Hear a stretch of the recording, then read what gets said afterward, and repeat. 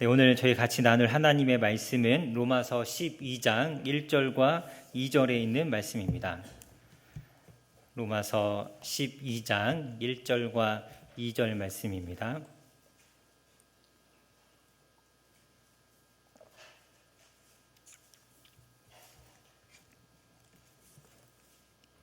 로마서 12장 1절 2절 말씀 제가 봉독하도록 하겠습니다.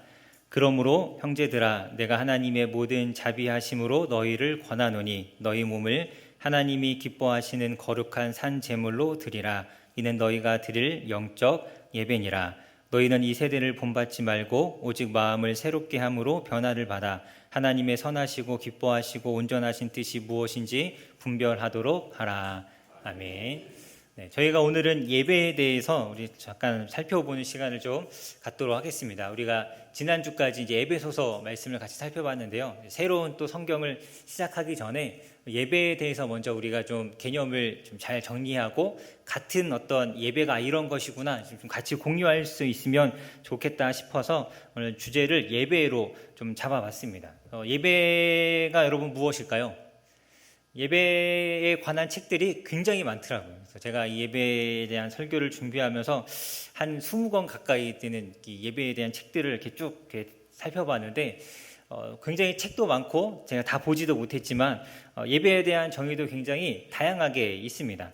가장 중요한 건 우리 그리스도인의 신앙에 있어서 예배라는 것은 이 가장 중요한 신앙의 본질이라는 것입니다. 예배는 우리 신앙의 가장 중요한 본질입니다. 본질. 이것은 어떻게 타협할 수도 없는 것이고 바꿀 수도 없는 것이고 변할 수도 없는 것이고 신앙 자체가 바로 예배인 것이죠. 근데 여러분 우리가 예배에 대해서 갖는 여러 가지 몇 가지 오해들이 있습니다. 이제 가장 대표적인 건 예배를 구약의 제사처럼 생각하는 것입니다. 이 예배는 구약의 제사가 아닙니다. 여러분 다 아시겠지만 구약의 제사와 신약에서 우리가 드리는 예배는 근본적으로 아주 중요한 차이가 있습니다. 구약의 제사는 죄인이 하나님 앞에 나아가기 위해서 드리는 것이 제사입니다. 죄인이 하나님을 만나기 위해서 하나님께서 정하신 방법대로 죄인이니까 하나님 앞에 설 수 없는 죄인이기 때문에 하나님께서 정하신 방법대로 너희가 이렇게 하면 내가 만나주겠다 하신 그 방법대로 하나님 앞에 가야지만 하나님을 만날 수 있도록 하는 것이 제사였죠. 우리의 죄를 씻고 우리의 죄를 깨끗이 하고 일시적이지만 그 상태에서 하나님을 만날 수 있도록 허락하신 것이 제사입니다. 하지만 신약에 오고 나서 예수님의 십자가 사건 이후에 이제는 우리가 하나님 앞에 나아가는데 막 이 죄의 문제 때문에 막 두려워 떨면서 나아갈 필요가 없습니다. 예배 드리는 것은 죄를 씻으러 예배를 드리는 것이 결코 아닌 것이죠. 우리는 이미 우리의 죄에 대한 용서를 받았고 그 우리가 받은 용서에 대한 그 은혜에 대한 감사함과 그 하나님을 향한 사랑하는 마음으로 하나님 앞에 나아가서 하나님을 높이는 것이 예배입니다. 그러니까 제사와 예배는 근본적으로 다른 것이죠. 근데 이제 우리는 이 예배를 제사처럼 생각하는 경우들이 좀 많이 있습니다. 그래서 어떤 교회들은 예배의 형식을 이 예배 시작하는 순간부터 마치는 순간을 이 제사를 드리는 그 형태를 따라서 막 형식을 만들고 이렇게 예배해야 한다라고 이제 생각하기도 하죠. 마치 제사처럼 생각해서 그런 것이고 우리가 이제 또 종종 쓰는 표현이죠. 새벽 제단을 쌓는다. 우리는 더 이상 제사를 드리지 않기 때문에 제단을 쌓는다라는 표현 자체는 사실 올바른 표현이라고 할 수가 없습니다. 이런 이제 예배에 대한 오해들이 있고 제가 오늘 좀 이렇게 다 같이 나누고 싶은 오해는 우리가 같이 모여서 드리는 이 예배, 이 예배를 공예배라고 하죠. 이렇게 같이 드리는 예배, 이 공예배만이 예배라고 생각하는 것도 이게 큰 오해이죠. 우리가 드리는 이 공예배만이 예배가 아닙니다. 예배가 우리의 신앙의 본질이고 타협할 수 없는 핵심이라고 이야기할 때 그 예배는 우리가 지금 이렇게 모여서 드리고 있는 이 예배를 뜻하는 것이 결코 아닙니다. 여러분 우리는 이 예배를 되게 중요하게 생각하고 예배가 중요한 게 맞습니다. 예배는 중요한 거고 신앙의 본질이지만 우리가 같이 모여서 주일날 교회에서 드리는 예배만을 이 공예배만을 예배라고 생각하다 보니까 이것이 신앙의 본질이 되고 이것이 신앙의 핵심이 되어버렸습니다. 그래서 우리나라에만 다른 나라에 없는 수요 예배와 금요 예배와 새벽 예배들이 막 생겨났죠. 예배가 본질이고 핵심인데 날마다 예배를 드려도 부족한데 어떻게 예배를 안 드릴 수 있느냐? 예배만 드리는 신앙생활을 하게 된 것입니다. 근데 여러분 이것도 이제 예배에 대한 오해에서부터 시작이 된 것입니다. 그런데 여러분, 이렇게 우리가 주일, 금요일 새벽 예배 이렇게 예배 드리는 거 정말 좋은 것이고 잘하는 것입니다. 이게 잘못되거나 아니면 틀렸다라는 이야기가 아니라 그것만 예배라고 하는 것은 아니라는 뜻이죠. 그래서 이러한 예배에 대한 사랑, 이 한국교회 예배에 대한 사랑과 열심이 굉장히 특출나고 굉장히 이렇게 특심이어서 이 한국교회는 예배가 굉장히 많이 활성화되어 있고 또 이렇게 깊이 우리의 신앙에 이 뿌리를 내리고 있습니다. 그런데 이러한 예배만 드리는 신앙의 이 가장 큰 문제는 이 공적인 예배를 드릴 때만 신앙생활을 한다라는 것입니다. 여러분, 제가 이제 이 40대 중반을 넘어가고 있죠. 40대 중반인데, 40대 중반이라고 해야겠습니다. 40대 중반인데, 교회에 이렇게 잘 보면, 그래도 이제 저희 교회는 저보다 이렇게 나이가 아직 미치지 못하시는 분들이 조금 그래도 있는 편입니다. 있는 편이고, 그래도 이렇게 가만히 좀 잘 생각해보면, 잘 이렇게 좀 살펴보면, 저보다 연세가 더 많으신 분들이 더 많으시죠. 제 아래쪽에 계신 분들보다는 위쪽에 계신 분들이 훨씬 많습니다. 저희 교회뿐만 아니라 대한민국의 모든 교회, 대부분의 교회들이 다 그렇습니다. 제가 청년으로 있을 때도 제 밑에 그 청년부 자체만 놓고 봐도 제 밑에 청년들보다는 위에 청년들이 훨씬 많았고, 그리고 제가 사역을 시작하고 나서 교회를 갔을 때도 그 교회 안에 구성원들이 저보다 나이 많으신 분들이 훨씬 더 많았지, 이 아래쪽에 있는 분들은 사실 별로 없었습니다. 그리고 지금도 마찬가지지만 40대 초반, 3040이라고 하죠. 30대와 40대 초반, 심지어 20대, 10대는 말할 것도 없이 많은 숫자가 이렇게 교회를 떠나 있습니다. 여러분, 제가 어렸을 때 80년대, 90년대 이 대한민국의 교회가 가장 열정적으로 예배를 드릴 때입니다. 가장 열심히 예배를 드리고 가장 많은 예배를 드리고 가장 많은 사람들이 교회에 모여서 예배를 드릴 때가 80년대, 90년대인데 그 80년대, 90년대 예배의 결과물이 저와 저 밑에 세대인데 없습니다. 교회에 없습니다. 여러분, 왜 젊은 청년들이 교회에 없느냐? 그 청년들을 잡아주고 이해하고 품어주고 이끌어줄 30대가 없기 때문이고, 30대가 왜 교회에 없느냐? 그들을 잡아주고 이끌어주고 이렇게 함께 가야 될 40대가 없기 때문이죠. 예배를만 우리가 너무 드리다 보니까 신앙에 대해서 제대로 배우지 못하고 제대로 깨닫지 못해서 이 온전한 이 신앙이 제대로 뿌리를 내리지 못한 것이죠. 여러분, 예배만 드리는 신앙, 예배 드리는 건 너무 좋은 것인데 예배만 드려서는 우리의 신앙이 자라갈 수 없습니다. 그래서 우리가 예배만 드리게 된 이유는 바로 이 예배에 대한 오해 때문에 그런 것입니다. 그래서 오늘은 정말 이 예배가, 성경에서 말하는 예배가 무엇인가에 대해서 우리가 한번 같이 살펴보도록 하겠습니다. 예배에 대해서 우리 다양한 정의들이 있습니다. 제가 이렇게 많은 책들을 보니까 정말 책들마다 예배에 대한 정의가 다 다릅니다. 대충 살펴보면 이건 제가 예배에 대해서 제일 마음에 드는 표현 중에 하나인데, 하나님의 자기 계시에 대한 인간의 반응. 하나님께서 자기 자신을 우리에게 알려주셨을 때 거기에 대해서 우리가 반응하면서 하나님을 이렇게 높이고 찬양하는 것, 그것이 바로 예배라는 것이죠. 하나님이 우리에게 먼저 자기를 보여주시고 거기에 대해서 우리가 반응하는 것이 예배라는 것입니다. 그래서 여러분, 우리가 십자가에서 예수님을 만났잖아요. 하나님이 우리에게 자기 자신을 보여주셨고, 우리는 그 십자가 은혜를 기억하면서 또 지난 한 주일간 하나님의 은혜를 기억하면서 하나님 앞에 나아가는 것이 바로 예배이죠. 이 말고도 예배에 대한 다양한 정의들이 있는데, 하나님을 바라보는 것, 그분께 나아가는 것, 말씀이 나를 지배하는 것, 말씀이 나를 통해서 살아가는 것, 하나님을 알아가는 것, 하나님과 소통하는 것, 등등 다양한 예배의 정의들이 있습니다. 근데 여러분, 이런 예배의 정의들은 다 맞는 말입니다. 틀린 말이 아니고 다 맞는 말이고, 그만큼 예배는 다양하게 정의될 수 있는데 왜 그런가? 이 예배가 그리스도인의 삶 자체를 뜻하는 말이기 때문에 그렇습니다. 그리스도인의 삶 자체를 뜻하는 말이 바로 예배입니다. 그래서 그것을 잘 보여주는 말씀이 바로 오늘 저희가 읽은 이 로마서 12장 1절과 2절의 말씀이죠. 우리 1절 말씀을 같이 한번 읽어보도록 하겠습니다. 시작. 그러므로 형제들아, 하나님이 기뻐하시는 거룩한 산 제물로 드리라. 이는 너희가 드릴 영적 예배니라. 아멘. 여기에 보면 너희가 드릴 예배가 무엇이냐? 너희 몸을 하나님이 기뻐하시는 거룩한 산 제물, 살아있는 제물로 나를 하나님 앞에 드리는 것이 그것이 우리가 드리는 예배입니다.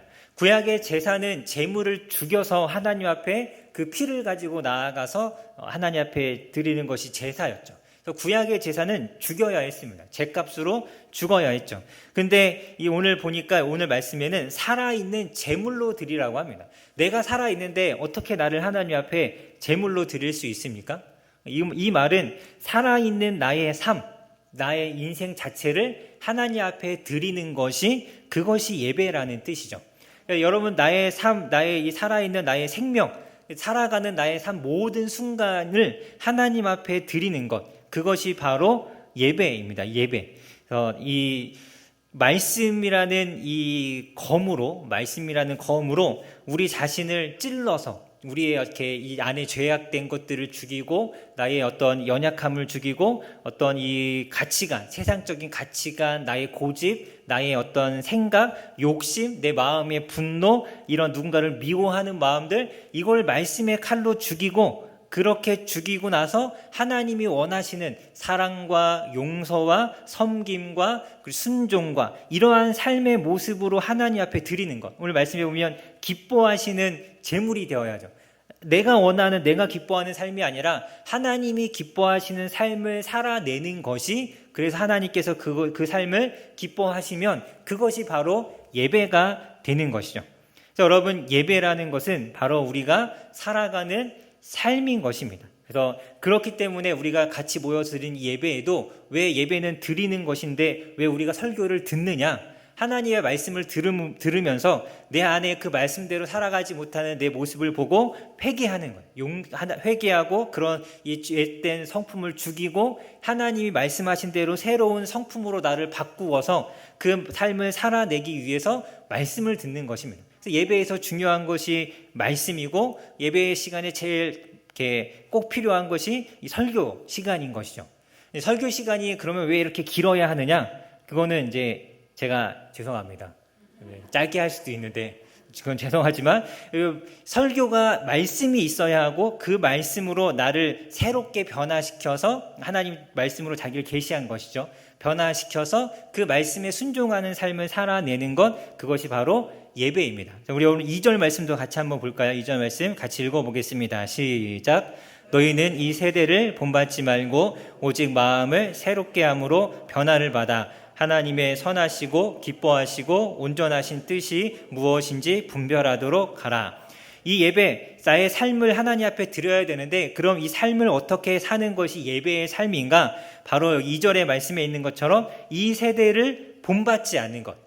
세상 사람들이 살아가는 대로 똑같이 살아가는 것이 아닙니다. 그들은 죄인이죠. 죄악된 가치관과 죄악된 사고방식과 죄의 욕망을 따라서 살아가는데 우리는 그들과 다른 가치관을 가지고 그들과 다른 이 기준을 가지고 그들과 다른 이 생각과 믿음을 가지고 이 땅을 살아가야 합니다. 그래서 이 세대를 본받지 말라라고 하죠. 사람들이 어떻게 살아가는지는 우리에게 중요하지 않습니다. 저 사람은 저렇게 하고 저 사람은 저렇게 살아가는데 그것이 우리에게 중요하지 않죠. 누구는 집을 장만하고 누구는 좋은 차를 타고 다니고 누구는 맛있는 것을 먹으면서 좋은 데 여행 다니면서 인생을 즐겁게 살아가는데 그게 우리에게는 아무런 문제가 되지 않습니다. 그것이 우리에게 어떤 영향을 주지 않아야 합니다. 우리는 그냥 하나님의 말씀 앞에서 하나님이 무엇을 기뻐하실까, 무엇을 원하실까를 생각하면서 그것을 하면 되는 것입니다. 비교하면서 부러워하고 또 시기하고 그렇게 살고 싶어하는 그런 욕망들이 막 일어나는 이러한 삶이 예배가 아니고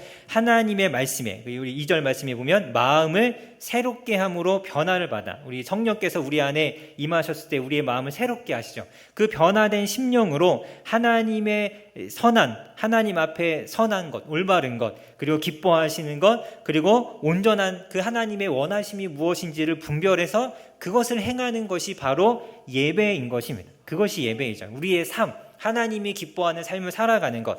그래서 히브리서 13장 16절에 보면 이런 말씀이 있습니다. 오직 선을 행함과 서로 나누어 주기를 잊지 말라. 하나님은 이 같은 제사를 기뻐하시느니라.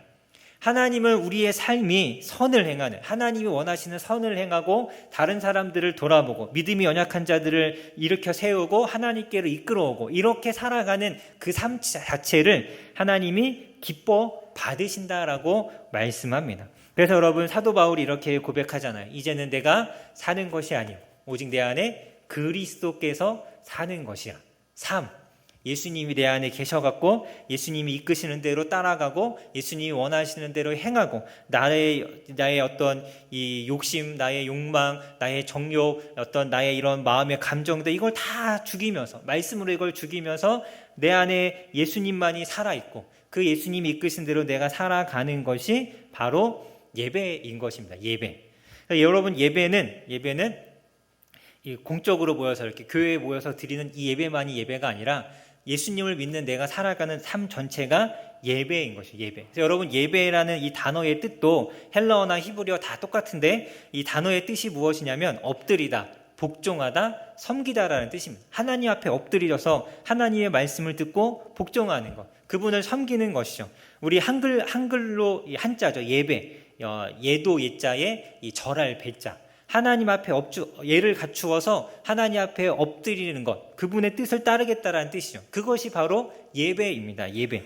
그래서 여러분, 우리 예전에 이렇게 조선 시대든 언제든 영화나 드라마 같은 거 보면 왕이 있고 왕을 섬기는 사람들, 왕을 이렇게 섬기는 사람, 예배하는 거죠. 왕을 섬기는 사람들이 어떻게 살아갑니까?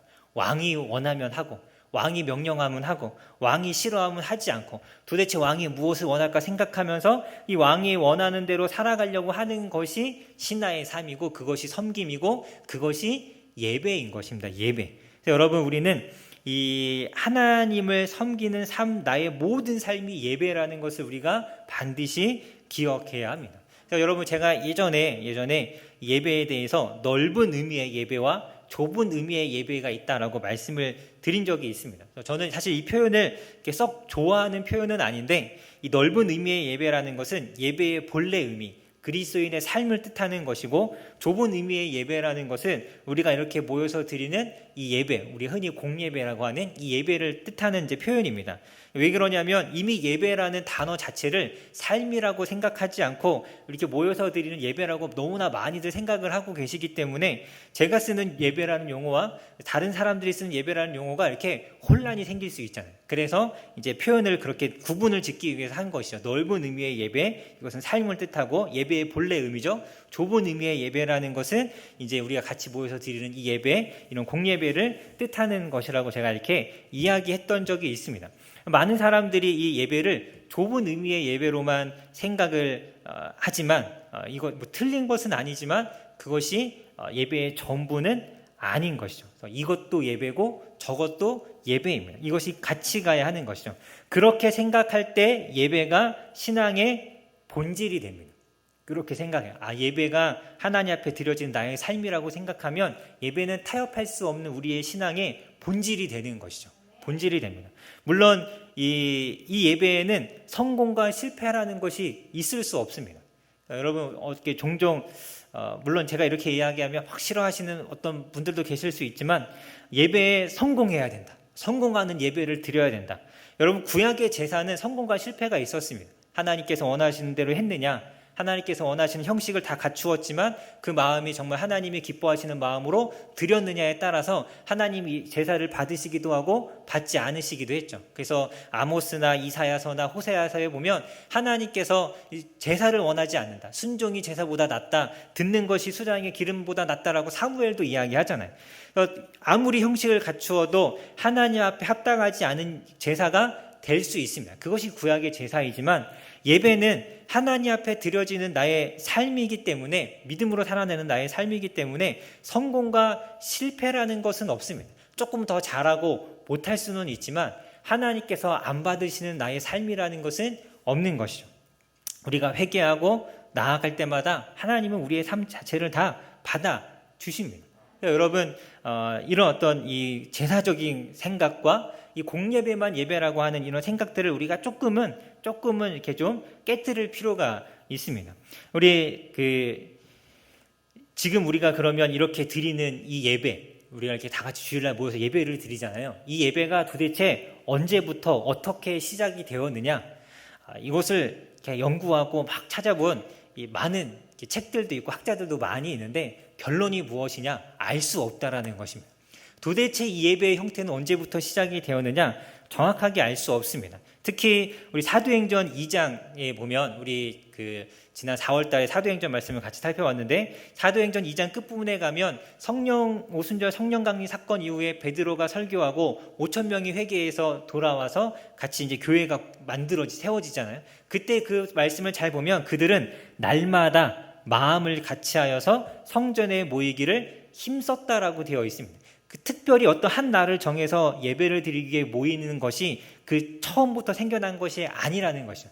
처음에는 날마다 모여서 말씀을 듣기 위해서 모여들었습니다. 예수님을 만났는데 예수님이 나의 구주라는 걸 아는데 도대체 그분이 누구고 무엇을 원하시고 우리가 어떻게 살아야 하는지 아무것도 아는 게 없으니까 어떻게든 모여서 그것을 좀 알아가려고 그렇게 애썼던 것이죠. 또 그 말씀에 잘 보면 집에서 떡을 떼며 기쁨과 순전한 마음으로 음식을 먹었다라고 합니다. 아마 성전에 모였던 것은 이 당시에 유대인들의 삶 자체가 성전 중심의 삶이기도 했고 다 같이 모여서 많은 사람들, 5천 명이나 되는 많은 사람들이 모일 수 있는 공간이 그 당시 그 성전 아마 거기밖에 없었을 것입니다. 원래 삶의 중심지기도 했고 그래서 거기서 모였다가 또 흩어지면 각자 자기 집으로 이렇게 335 모여서 그 집에서 음식을 같이 나누면서 교제하고 때로는 예수님께서 말씀하신 것처럼 만찬을 행하고 이것이 초기 예루살렘 교회의 예배였던 것이죠. 예배. 그러니까 지금 우리가 드리는 이러한 예배의 형태가 처음부터 존재했던 것은 아닌 것입니다. 그렇지 않습니다. 그런데 이것이 언제부터 이제 이렇게 되었느냐?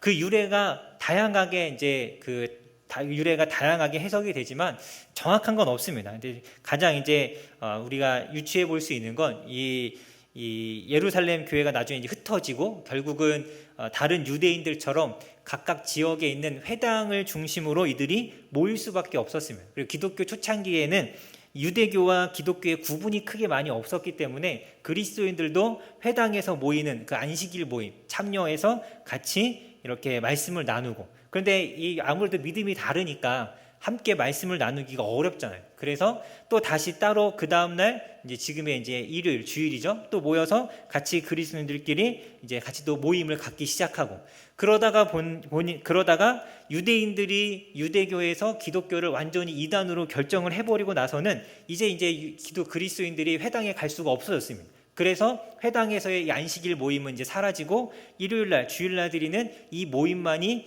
이게 유일한 기독교의 모임이 되기 시작한 것이죠. 그때 모여서 그들이 뭐 했느냐, 정확하게 남겨지고 알려진 어떤 순서 이런 건 없지만 대체적으로 말씀을 대해서 말씀을 같이 나누고 그때는 특별한 저와 같은 이런 어떤 한 사람의 목회자를 세워서 하는 것이 아니라 정말 다 같이 말씀을 공부하고 같이 공부한 말씀들을 서로 나누는 그런 모임이었죠. 말씀도 나누고 같이 모였으니까 기도도 하고 찬양도 하고 그렇게 그냥 어떤 특별한 형식 없이 드려지기 시작한 것이 초창기의 예배였습니다. 그리고 조금 지나고 나면 이 로마로부터 크게 핍박과 박해를 받죠. 그래서 숨어서 예배를 드리고 몰래 예배를 드리고 예배를 드리다가 도망도 가야 했기 때문에 정형화된 형식이라는 것이 없었습니다. 그래서 AD 313년이죠. AD 313년 이 콘스탄티누스 대제가 이 밀라노 칙령으로 기독교를 공인하기 전까지는 문서화된 어떤 형식화된 예배의 형태를 찾아볼 수가 없습니다. 왜냐하면 이게 숨어서 예배를 드렸으니까. 그런데 이 313년 콘스탄티누스 대제가 이 기독교를 공인한 이후에 로마 황제가 교회를 나오기 시작했습니다. 그러면서 이 교회가 격식과 예식을 갖춰가기 시작합니다. 황제가 예배에 참석하기 시작했기 때문에 예배가 조금 더 화려하고 웅장해지기 시작하고 성가대라는 것이 등장하기 시작하면서 지금의 카톨릭은 아니지만 이 카톨릭이 정통적으로 예배를 드리던 그 예배의 형식들이라는 것이 생겨나게 된 것이죠. 그렇게 해서 그것이 이제 정형화되었는데 이것이 또 종교개혁 시대로 들어오면서 종교개혁은 카톨릭에서부터 기독교가 이렇게 분리되어 나온 것이다. 이게 잘못됐다, 틀렸다. 그러다 보니까 이 종교개혁의 이 전통은 웬만하면 카톨릭의 전통을 다 거부하는 겁니다. 그래서 카톨릭에 있었던 어떤 예식과 의식과 이런 것도 사실 다 많이 이제 거부했죠. 그래서 종교개혁 초기에는 예배가 굉장히 심플했습니다. 모이면 그냥 시 낭송 한번 하고 그 말씀을 나누고 기도하고 끝나고 이 정도로 아주 심플했는데, 그렇게 그 종교개혁의 영향을 받아서 개신교의 예배가 심플한 예배가 되었다가 이제 1900년대 20세기 들어오면서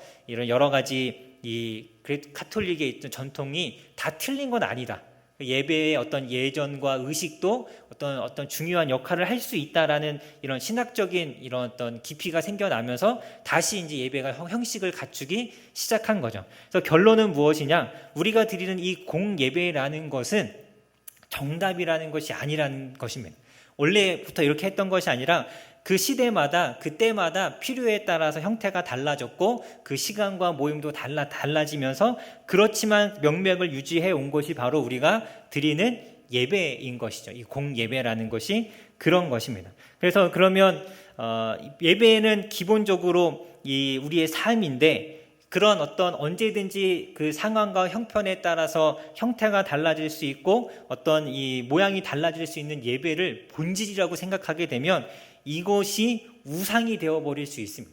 구약의 이스라엘 사람들이 성전을 우상으로 만든 것처럼 우리가 이 예배만, 이 공예배만 너무 이렇게 신앙의 본질이다라고 생각을 해버리면 이것 자체가 우상이 될 수 있는 것이죠. 그래서 어떤 교회는 예배 순서 하나 바꾸면 난리가 나는 교회, 막 이런, 지금은 이제 그런 교회가 많지 않지만 제가 전도사로 사역을 할 게 초창기만 해도 막 그런 경우가 많았습니다. 그래서 이제 제가 이제 사역지에 가보면 담임 목사님 예배 순서 하나 바꿨다가 장로님들하고 이렇게 사이가 틀어져 갖고 막 끙끙 앓으면서 사역하시는 목사님도 많이 봤고, 이 잘못된 예배에 대한 잘못된 관념에서 생겨나는 것입니다. 그러니까 여러분, 우리는 공예배도 잘 드려야 하고, 우리가 이 원래 예배의 의미인 우리의 삶도 예배의 삶이 되기 위해서 힘써야 합니다. 이 두 가지를 같이 해야 하는 것이죠. 그러면 공예배가 무슨 필요가 있느냐? 예배가 우리의 삶이라면 굳이 우리가 이렇게 모여서 예배를 드리지 않아도 괜찮지 않을까? 혹시 이렇게 생각되지 않으시나요? 네, 생각 안 되셔도 괜찮습니다. 생각 안 드시면 더 다행이고요. 공예배는 무엇이고 어떻게 드려야 하는가? 이 공동체가 같이 모여서 드리는 이 공예배라는 것도 예배의 삶을 살아가는 데 있어서 굉장히 중요한 요소 중에 하나입니다. 여러분, 우리가 처음 신앙생활을, 예수님 믿고 처음 신앙생활을 했을 때 신앙이라는 것, 예수님이라는 것을 어떻게 배워가고 알 수 있을까요? 네, 교회를 통해서죠. 교회에 모여서 예배를 드리고 성경을 공부하고 식사를 같이 나누고 교제하면서 그 가운데 신앙이 무엇인지를 배워가고 알아가는 것이죠. 그래서 이 교회 공동체와 교회의 모임, 그리고 교회 공예배라는 것은 내가 예배의 삶을 살아갈 수 있는 데 있어서 굉장히 필수적인, 나의 어떤 예배를 예배되도록 세워주는 어떤 힘, 그리고 에너지가 되는 것이 바로 이 예배이죠. 교회의 모임입니다. 그래서 우리가 드리는 이 공예배를 통해서 우리는 예배가 무엇인지를 경험하는 것입니다. 일상의 삶 속에서 말씀대로 살아가는 게 막 마냥 즐겁고 재미있지만은 않습니다. 막 힘들고 고되고 많은 갈등도 있고, 하지만 이 공적인 예배를 통해서 예배 드리는 기쁨이 무엇인지를 알아가고 예배가 얼마나 정말 은혜가 넘치는 것인가를 깨달아가면서 삶에서 드려지는 내 예배도 은혜가 넘치고 정말 이 하나님의 역사가 넘쳐나는 것이구나라는 걸 이 공예배를 통해서 우리가 배워가는 것이죠. 이 공예배가 제대로 세워져 있지 않으면 절대로 우리의 삶의 예배도 제대로 세워질 수가 없습니다. 그래서 이 공예배와 이 삶의 예배, 이 두 가지가 항상 함께 가야 하는 것입니다. 그런데 이 교회에 이렇게 같이 모여서 드리는 이 예배만 그런 역할을 하는 것이냐? 그렇지 않습니다. 우리가 주일날 모여서 하는 성경 공부, 서로 같이 식사하면서 교제하는 것, 그 모든 것이 다 우리의 삶을 예배되게 하는 요소들이죠. 서로 만나서 교제하고 서로의 신앙을 격려하고 돌아보고, 그래서 히브리서 10장 24절에 보면 서로를 돌아보아 사랑과 선행을 격려하라라고 되어 있습니다. 이렇게 우리가 서로를 돌아보고 격려하는 주일날 우리의 모든 모임과 이 예배를 포함한 모든 모임이 다 중요한 것입니다.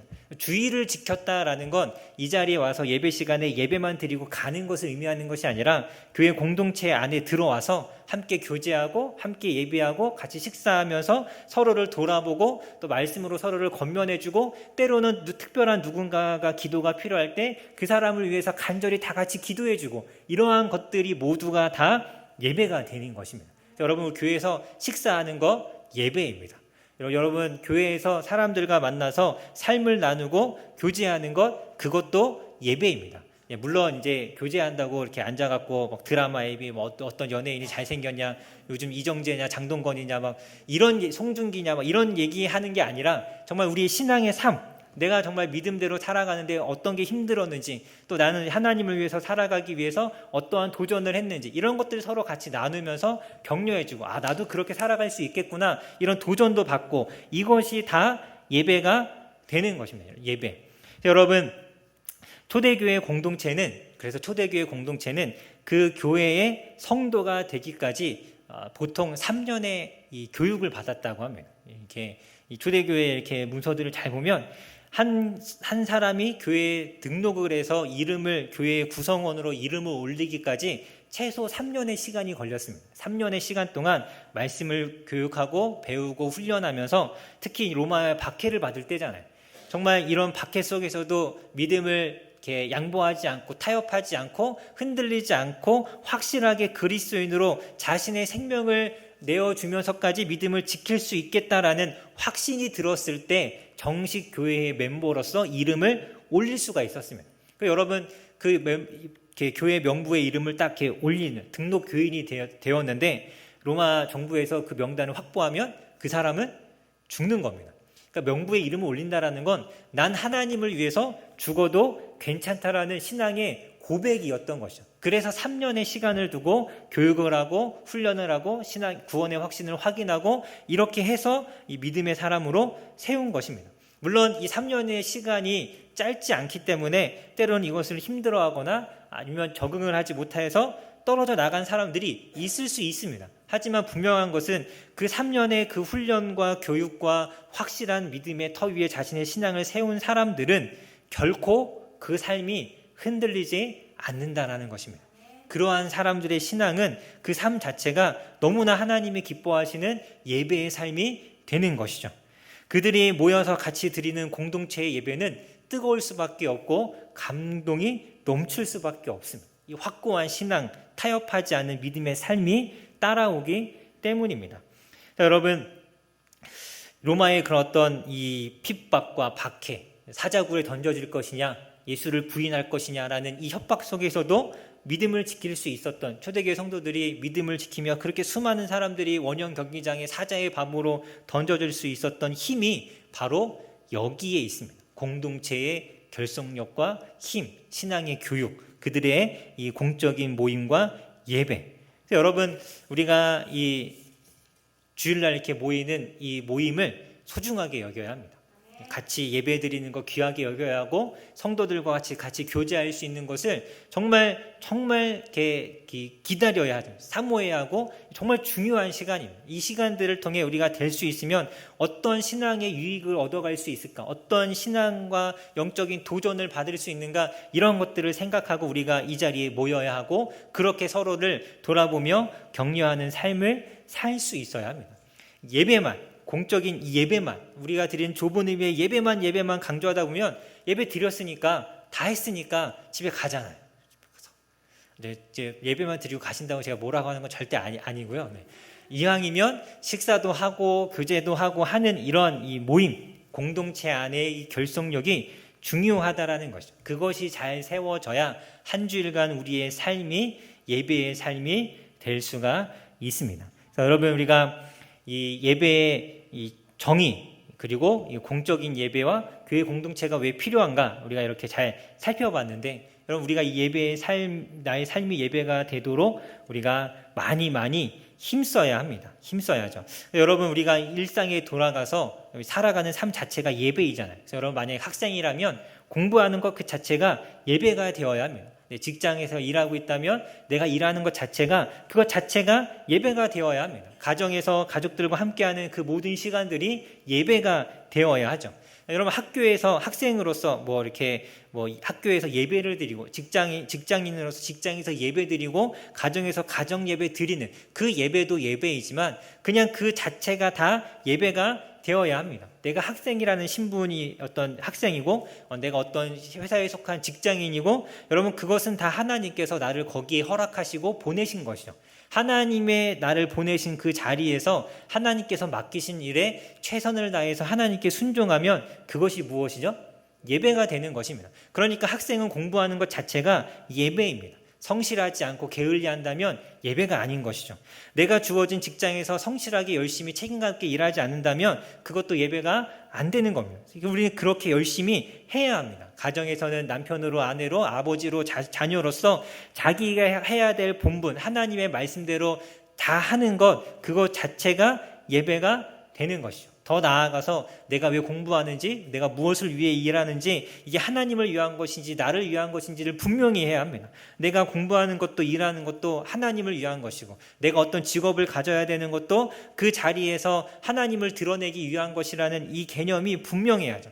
그래서 어떻게 하면 일하는 가운데 내가 좀 하나님을 더 잘 드러낼 수 있는가, 어떻게 하면 내가 저 사람에게 더 하나님을 더 좀 잘 알려줄 수 있는가, 이런 것들을 생각하고 돕고, 경쟁이 아니라 돕고 이렇게 이끌어주고, 학교에서도 친구들 보살피고 살펴주고, 이러한 삶을 살아내는 것, 그렇게 그 있는 자리에서 어떻게든 말씀에 순종하며 살아가려고 애쓰는 것, 그 모든 것이 다 예배가 되는 것입니다. 예배.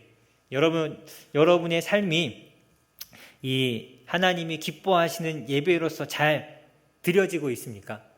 여러분, 우리는 우리의 삶을 잘 돌아볼 수 있어요. 남들은 돈을 위해서, 자기의 성공을 위해서 일하고 공부하고 살아간다면 우리는 하나님의 이름을 높이기 위해서, 하나님을 영광을 돌리기 위해서, 또 우리 아까 히브리서 이 말씀 보았던 것처럼 선행을 해가고 서로를 이렇게 이렇게 자기의 것을 나누어 주고 다른 사람들을 살피는 이러한 삶을 살아가면서 가기 위해서 우리가 일하는 것이고 공부하는 것입니다. 여러분, 예전에 그 책도 있었는데, 공부에서 남주는 인생이 되자. 이 예배를 잘 표현하는 말이죠. 내가 공부하는 것 나를 위해서가 아니라 하나님을 위해서, 다른 사람을 세워주기 위해서 일하는 것도 마찬가지죠. 그래서 우리 저기 이제 그 태백, 강원도 태백에 예전에 그 성공의 신부님이었죠. 대천덕 신부님이 세운 예수원이라는 수도원이 있었는데, 그 수도원의 모토가 무엇이죠? 노동이 예배고 노동이 기도다. 일하는 것도 그 자체로 예배인 것입니다. 우리의 삶이 다 예배니까요. 그래서 여러분의 매 순간, 삶의 모든 순간이 하나님이 기뻐하시는 예배가 되시기를 간절히 소망합니다. 정말 아침부터 저녁까지, 우리 주일날 교회를 떠나는 그 순간부터 다시 교회에 돌아오기까지 그 모든 순간이 정말 내가 하나님 앞에서 온전한가, 하나님이 기뻐하시는 삶이 되고 있는가, 이런 것들을 돌아보면서 여러분 하나님이 기뻐하시는 거룩한 예배의 삶 살아가시면서 하나님 앞에 기쁨이 되시기를 주님의 이름으로 간절히 소망합니다.